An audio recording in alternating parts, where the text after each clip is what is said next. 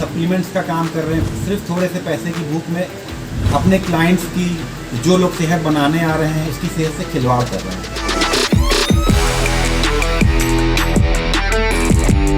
इसका प्रोटीन का काम कर रहे हैं ओरिजिनल का, वही लोग डुप्लीकेट का भी काम कर रहे हैं।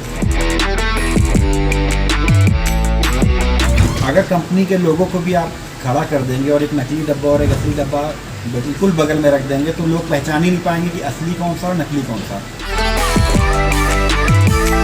स्टेरॉइड्स की जहाँ तक बात रही तो मैं तो यही कहूँगा कि इसको ना यूज़ करें।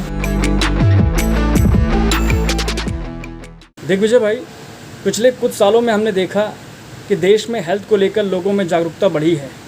प्रोटीन सप्लीमेंट्स को लेकर चाहे लोगों का क्रेज़ बढ़ा हो या फिर स्टेरॉइड्स को लेकर, ठीक है ना।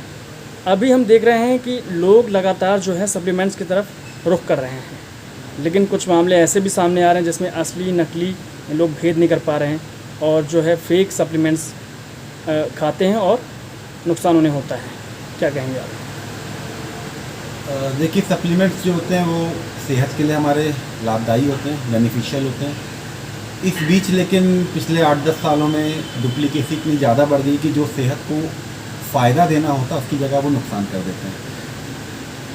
प्रोटीन सप्लीमेंट्स सबसे ज़्यादा जो फेक हो रहा है, जिसका वे प्रोटीन के नाम पे, उसमें वे प्रोटीन होता ही नहीं, उसकी मात्रा इतनी कम होती है कि वो उसको प्रोटीन कहना ही गलत होगा।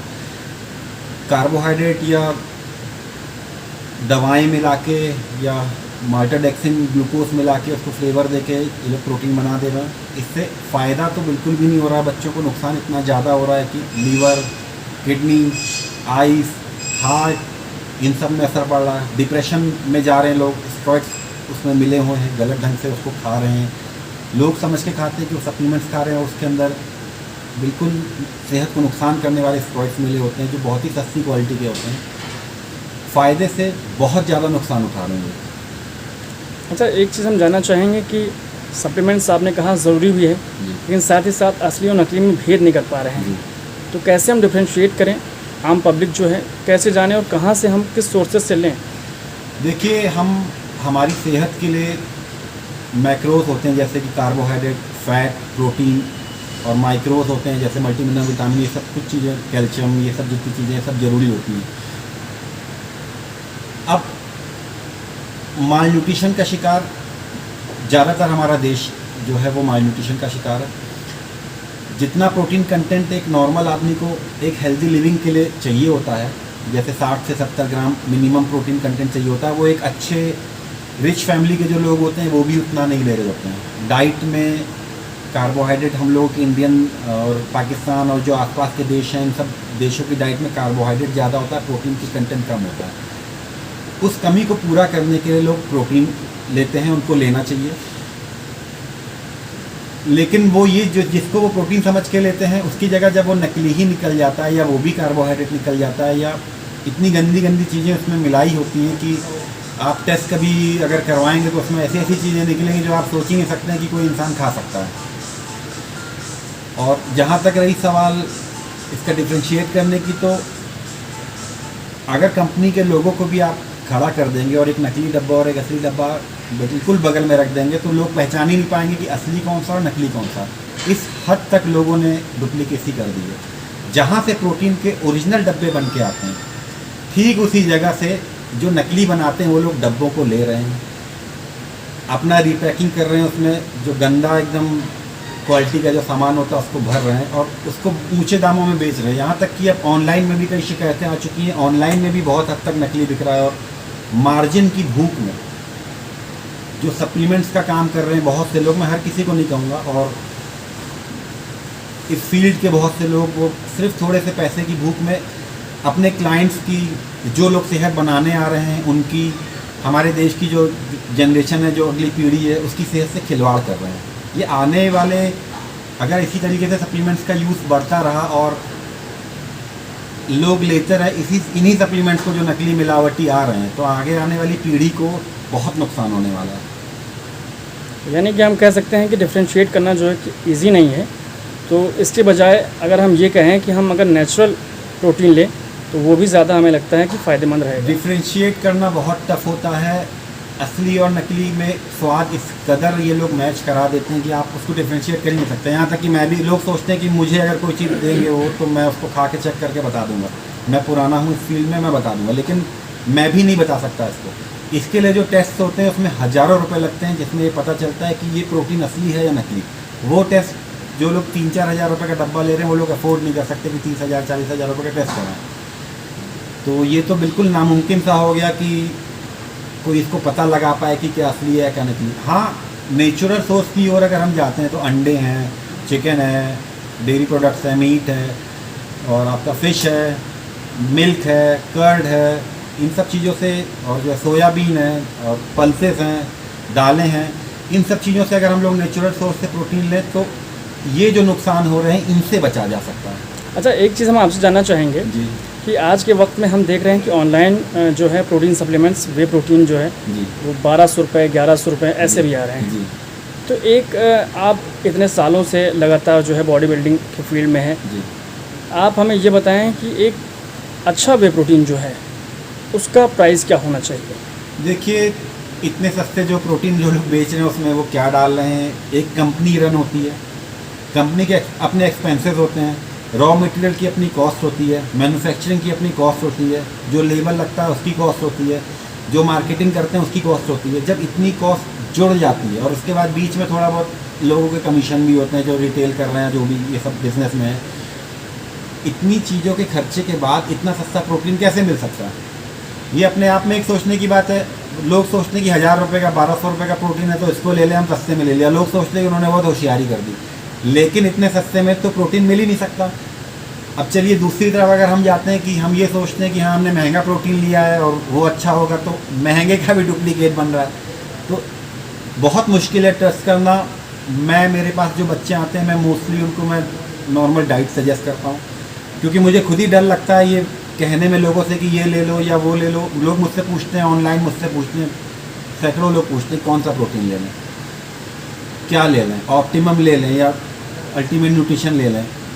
बहुत से प्रोटीन के ब्रांड्स हैं, लोग ले लें जो मुझसे पूछते हैं, और मैं खुद ही कंफ्यूज हो जाता हूँ मैं उनको क्या बोलूँ लेने के लिए। जितने भी ब्रांड्स हैं हर एक में डुप्लीकेसी आ रही है। मैक्सिमम लोग जो इसका प्रोटीन का काम कर रहे हैं ओरिजिनल का, वही लोग डुप्लीकेट का भी काम कर रहे हैं। 1000 डब्बे अगर कोई मंगाता है, उसके डुप्लीकेट 10,000 डब्बे मंगा के उसको बेच देता है वो, तो उसकी सेहत में कोई फ़र्क नहीं पड़ेगा। उसको ये भी पता होगा कैसे क्या बिलिंग करनी है, क्या शो करना है जिससे कि वो पकड़ में ना आए, लेकिन जो खा रहा है उसकी सेहत पे तो उसका बहुत ही बुरा असर पड़ना ही पड़ना तय है।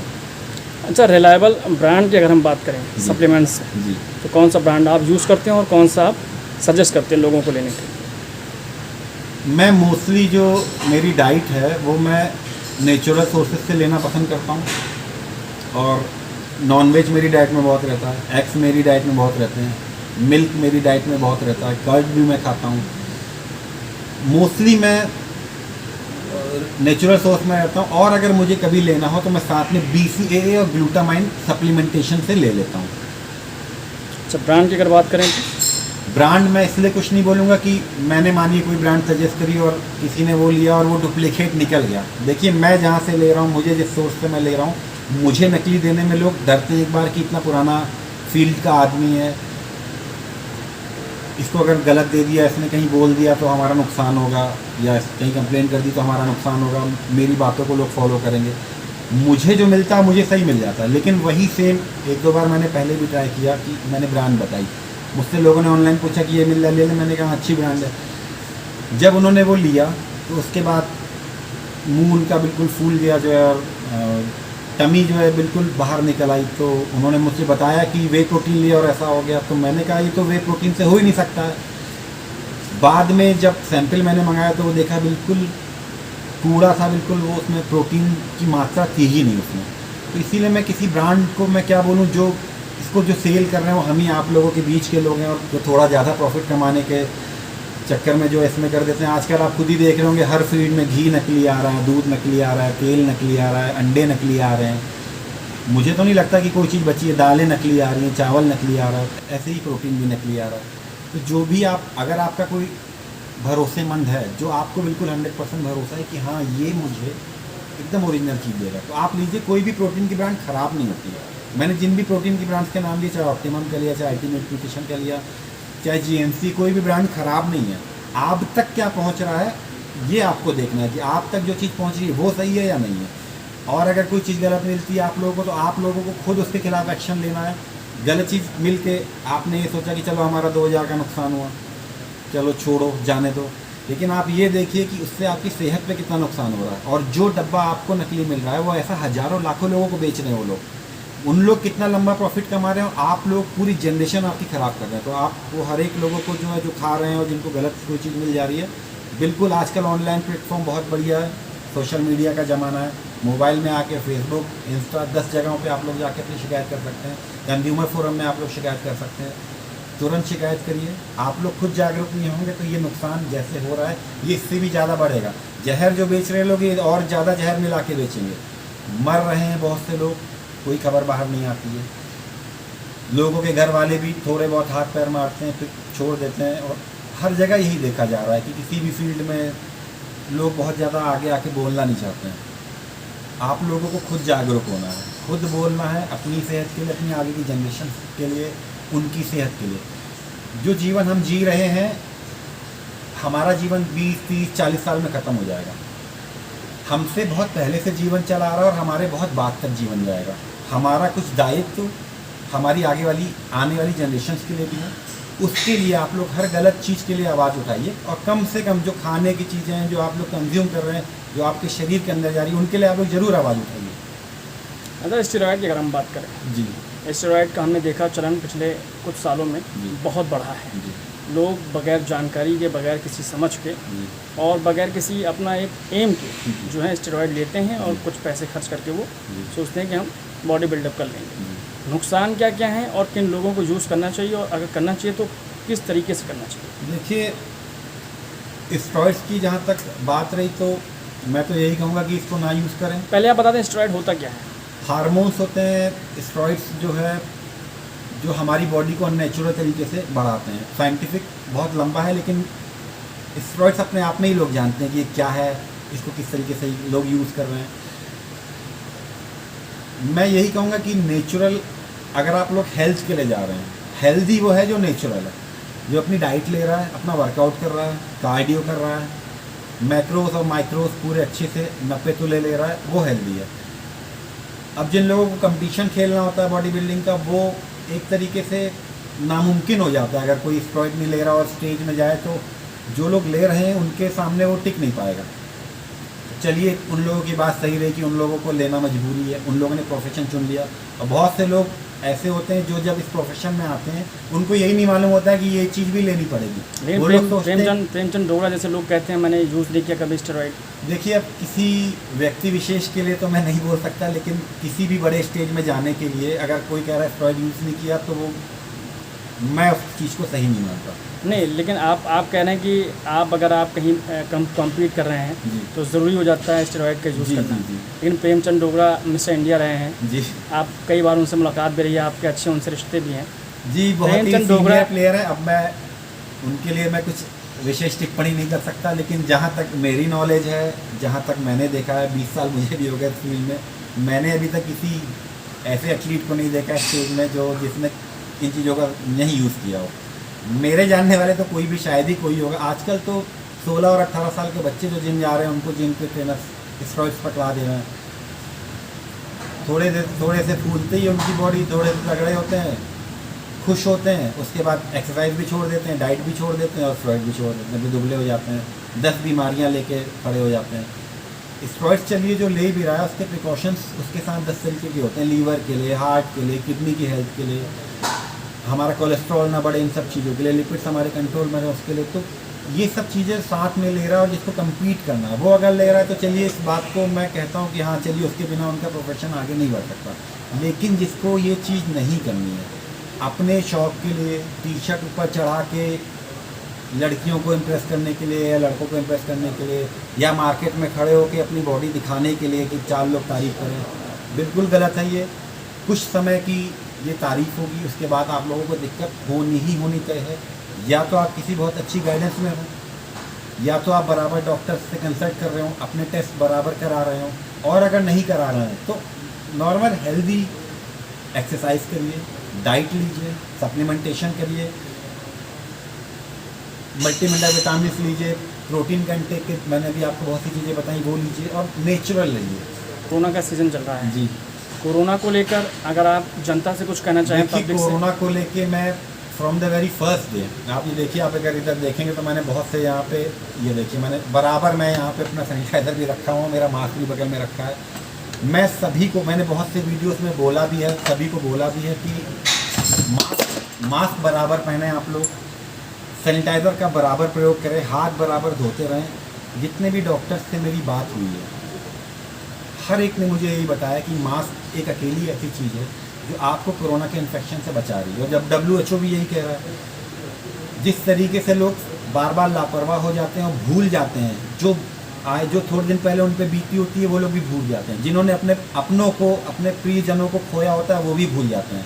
उसके बाद जब फिर नई लहर आती है, जब बीमारी और मजबूत होकर उभरती है, तो फिर आप लोग सब लोग रोना रोते हैं। ये किसी सरकार का दायित्व नहीं है, गवर्नमेंट अकेली इसकी जिम्मेदार नहीं है, कोई प्रशासन इसका अकेले जिम्मेदार नहीं। इसके जो जिम्मेदार हैं वो हम लोग स्वयं हैं।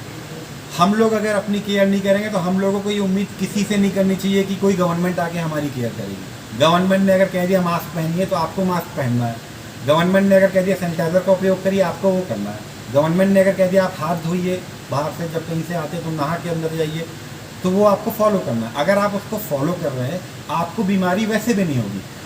जो ये इंडिया में या बाहर विदेशों में भी जो बीमारी आई है, ये हमारी अपनी लापरवाही से आई है। मनुष्य विकसित जरूर हो गया, लेकिन मनुष्य ने ये साबित कर दिया कि वो अभी भी एक जानवर ही है।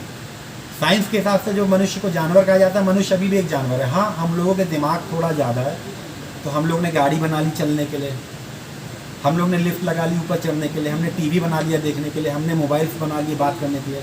लेकिन हरकतें जो इस बीच हमारे दुनिया में जो चल रही है वो अभी भी जानवरों से भी बदतर चल रही है। एक जानवर को भी अगर आप, बिल्ली को भी आप गर्म दूध पिलाएंगे तो बिल्ली दोबारा दूध की तरफ मुंह नहीं करेगी, वो दोबारा दूध भी मुंह नहीं मारेगी अगर आपने उसको गर्म दूध पिलाया, उसकी जीभ जल गई तो। लेकिन हम लोग बराबर जल रहे हैं, हम अपने प्रियजनों को खो रहे हैं, और उसके बाद भी हम लोग लगातार वही गलतियां दोहरा रहे हैं और उसका खामियाजा फिर भुगत रहे हैं।